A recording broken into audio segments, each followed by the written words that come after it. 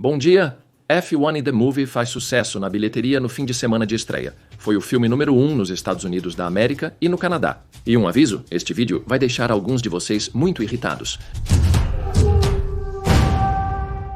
Após o Grande Prêmio da Áustria, que fim de semana bizarro foi esse na pista.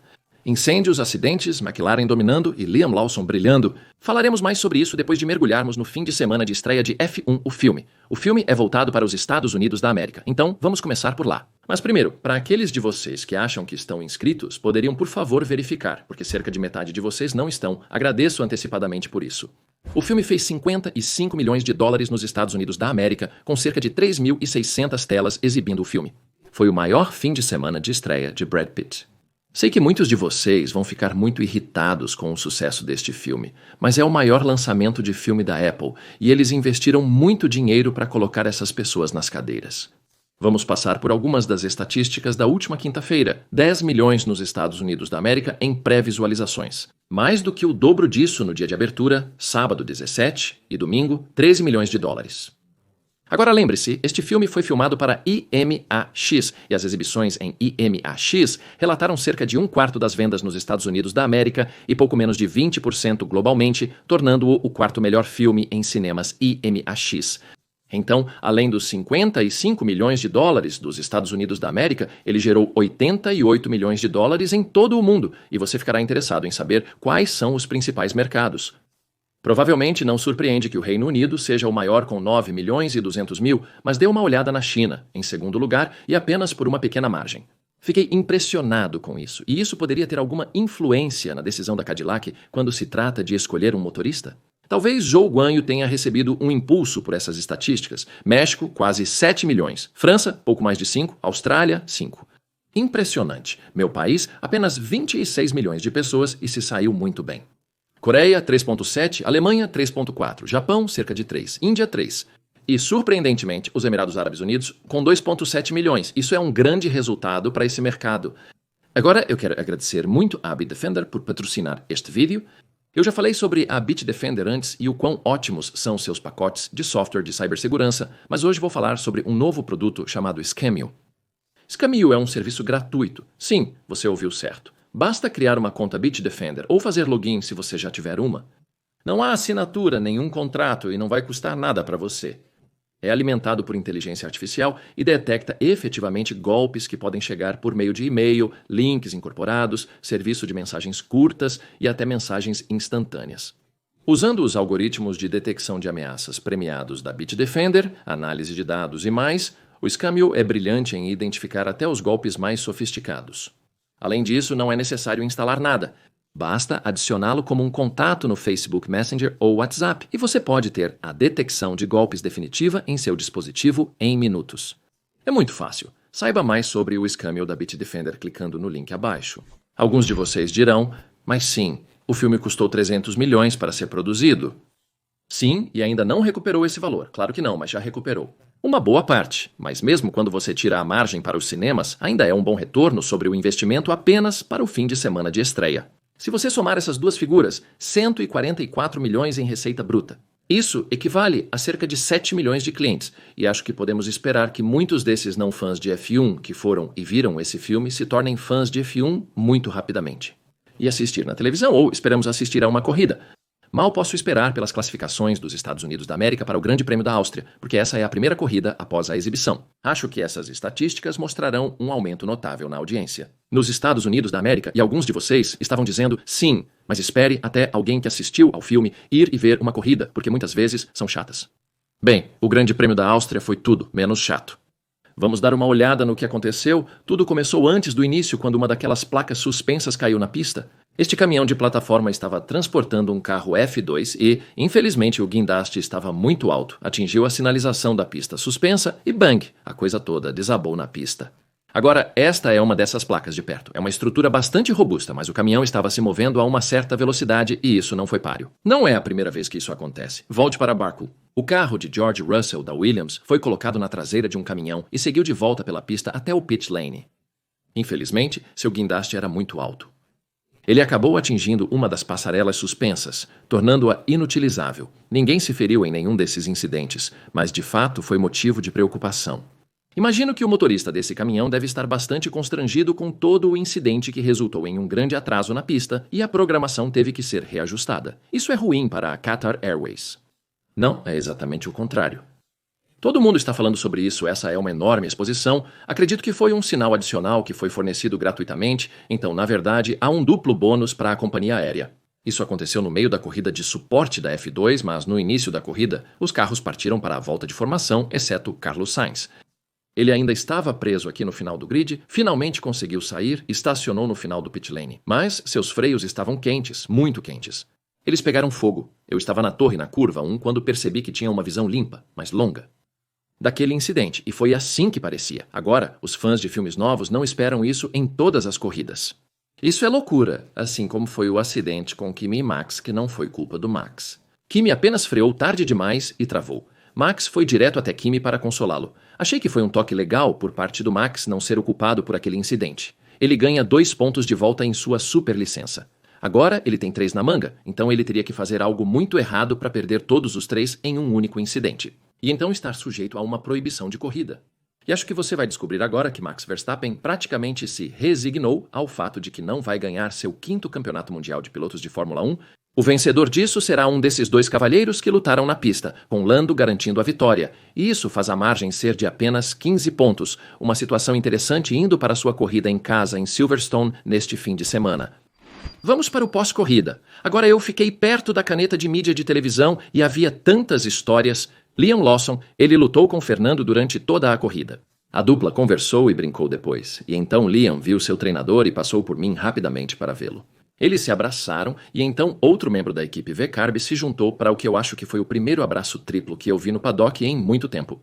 Se você voltar um dia antes, no dia da qualificação, Liam foi parabenizado por Paul Smith, que é o gerente de comunicações da Red Bull. Agora, a última foto que tenho desses dois foi lá no México e o clima era dramaticamente diferente. Você se lembrará que Sérgio e Liam tinham batalhado na pista.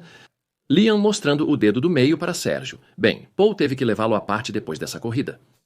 Para uma conversa honesta, certamente Liam recebeu muitos elogios após seu 6º lugar. Ele foi o melhor piloto da Red Bull no fim de semana. Lembre-se que há 4 deles nas 2 equipes. Ele pensou que havia sofrido algum dano naquele acidente, obviamente não, porque ele durou a corrida inteira. A outra história de sucesso do dia, além da vitória de Lando, foi ambos os pilotos da Sauber nos pontos, com Gabriel Bortoleto recebendo muitos abraços de seu gerente, seu treinador, assessor de imprensa e até mesmo do gerente de sua equipe. Você provavelmente viu que o Grande Prêmio da Áustria teve seu contrato estendido até 2041. Mas por quê? Com tantos ingressos não vendidos. Eu vou chegar a isso em um segundo, mas esta é a pista mais bonita em que corremos. Olhe para isso, essas vistas deslumbrantes do topo da pista, não há nada igual, eu prometo a você.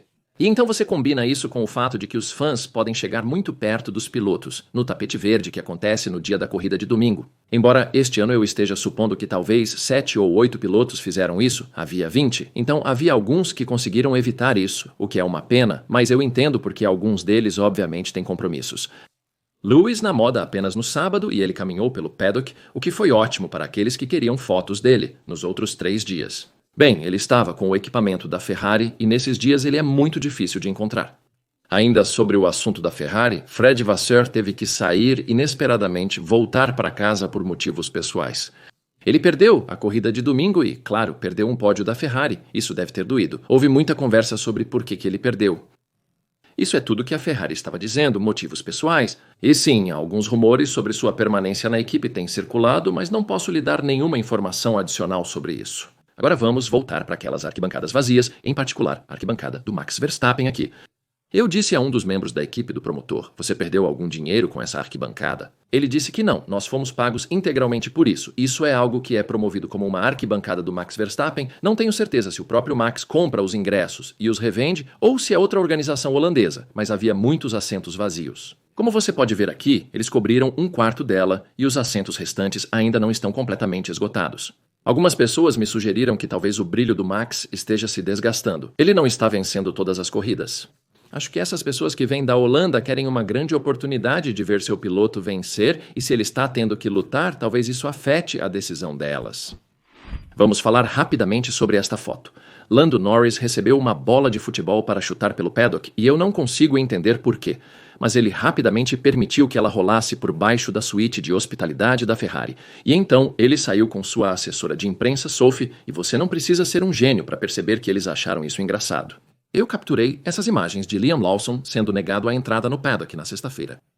Qual era a história? Bem, ninguém conseguia entender direito, mas ele passou bons minutos ali tentando convencer a equipe a deixá-lo entrar e, francamente, na maioria das vezes, eles simplesmente passam por trás das catracas. De qualquer forma, eles são um piloto, dificilmente alguém vai pará-los, mas acho que isso foi resolvido mais tarde no dia.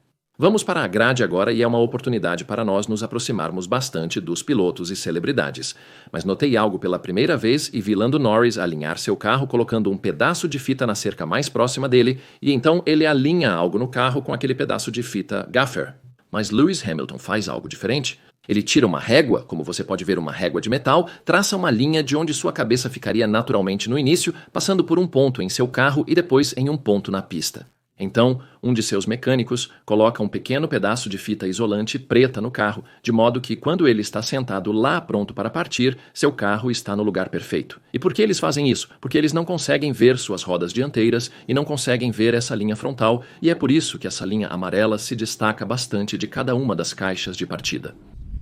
Pulando por todo o lugar. Eu sei, mas na quinta-feira à noite eu tirei algumas fotos na pista, e então Carlos Sainz e Oliver Behrman passaram por mim, e eu recebi um gesto obsceno de Carlos Sainz. Não é a primeira vez que recebo um gesto obsceno, e foi tudo em tom de brincadeira. Deixe-me deixar isso 100% claro, mas vamos dar uma olhada em outras fotos de gestos obscenos da minha história na F1 desde 2017, sendo esta a minha favorita. Normalmente não temos muitas celebridades no Grande Prêmio da Áustria, mas tivemos uma estrela de cinema, Eric Bana. Ele é australiano. Na verdade, eu tinha um carro em uma corrida de 12 horas que ele fez. Claro, eu não dirigi o carro. Eu apenas coloquei meu carro com 3 pilotos, e na verdade ficamos em sexto. Eric era um convidado de Mark Webber, então ele estava na suíte da McLaren e depois na suíte da Red Bull. Mas pelo que entendi, os dois estão andando de motocicleta por aí, acho que pela Europa, e fazendo isso através de comunicação com rádio bidirecional como uma espécie de aventura. No meu vídeo pré-corrida de quinta-feira, falei um pouco sobre Dietrich Mateschitz, que acabou fazendo um bom trabalho nesta área para embelezá-la quando assumiu esta corrida pela primeira vez. Falei com o filho de Dietrich, Mark, na pista no sábado, e ele disse que tudo fazia parte de um projeto chamado Projeto Werk, e as pessoas poderiam realmente repintar suas casas às custas de Dietrich. O que ele disse que talvez devessem ter estipulado eram as cores disponíveis, porque as pessoas estavam escolhendo todos os tipos de cores loucas. Mas eu tenho que te dizer, dirigir por essa área é uma das grandes alegrias da Fórmula 1.